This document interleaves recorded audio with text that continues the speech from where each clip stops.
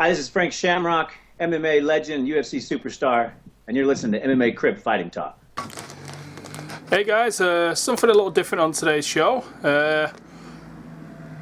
If you've noticed, Team Alpha Male, they've got their own little podcast going.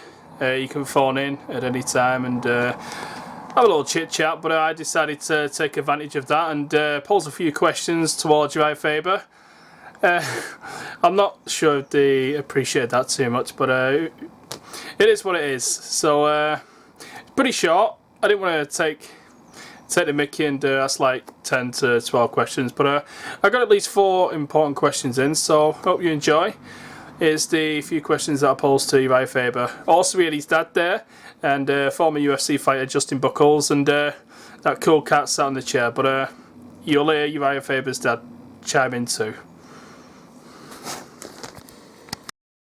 Okay, let's hear it. Sorry, yeah, what's up, dude? You're bout against Edgar. Is this going to be a one-off at featherweight, or will you be competing there regular? You know what? I've been eating 3 times a day, whatever I want. I like that, but I mean, I feel like I still have some unfinished business at 135s. You know, I'm getting in, my 12th year as a fighter, so I'm gonna just do as many big fights as possible.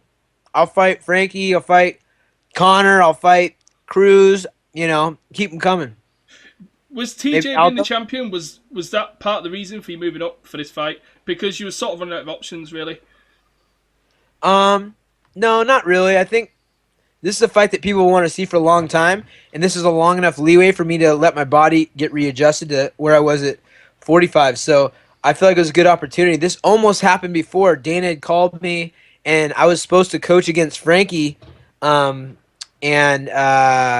that BJ Penn decided to come back in the mix, so they ended up having him coach. But BJPenn.com. Yeah, this is a fight that people have wanted to see, man. That's all I'm about. I'm like a lucky person in the fact that I have the ability to go up and down in weight classes, the ability to fight the best guys in the world at multiple weight classes, and the ability to beat guys at that weight. So I just think it's something that I have to do, man. It's something that makes the legends like.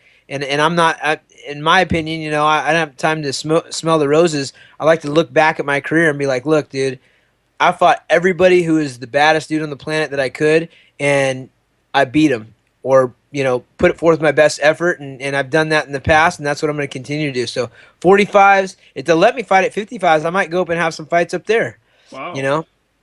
So yeah, I can verify that. You've told me at least 2 years ago how you wanted to fight Frankie. Yeah. I can I'm that's because I just like a challenge. Now. So you said that you have unfinished business at 135, but if you do defeat Edgar, really he's ranked number 1 now in the division, really. Obviously, Conor's sort of skipped him, jumped the queue there because of all the trash talking, etc. And obviously the fame, so it's not all about the trash talking. He is very popular, so that's half the reason. It ain't just going on skill. But if you do defeat Edgar, and as your little friend there in the seat is saying, you're going to finish him off in the first round. If you do that, you're possibly number 1 contender in the featherweight division. So would you fight for the belt if it was offered to you? I'm assuming you would. It'd be pretty crazy if you turn it down.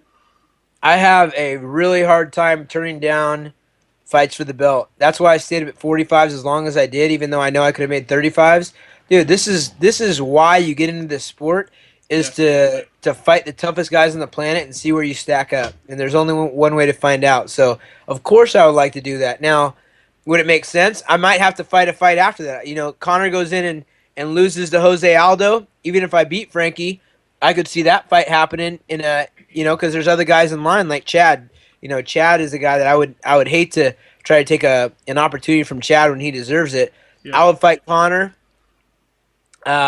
It makes sense if Conor beats Aldo for me to get a shot in there, but I never count myself out of any opportunity. Interesting question next across the board. You can put it to the panel if you choose to, or you can just answer it yourself. What would sell more in your opinion? Faber Aldo 2 or Faber versus McGregor? Faber versus McGregor. Yeah. Reason? Because he's a lot more popular. Yeah. He's got a whole nation of people that have nothing else to cheer for. Question for the panel once again. This is the final question. All right, What thank did God. you guys make of Conor McGregor scaling the cage and getting in Josie Aldo's face? And did you think he really wanted to go face to face? Because it seemed like he actually stopped and he sort of pussied out right at the end. And, you know, he's making it that he wants to get in his face and acting all tough, but really he sort of stopped himself and expected the security guard to grab hold of him. I think he hopped the cage because Aldo did it in Brazil. I think he was just being a copycat, but that's just my opinion. Nice. You know what? I think it's fun. This sport needs guys like Conor. And, you know, Conor's not just a talker. He's a great fighter. He's a guy that backs up what he says, and he's making headlines. Like I said, you know, it's especially for Ireland. I've seen some hot Irish women, but all the dudes over there are pretty mangled looking. Conor, just not having The Irish freckles. curse, tiny dicks. Well, Yeah. you see one right here. Just not having freckles and bright red hair makes Old him like a hammer super fist male himself model over over there.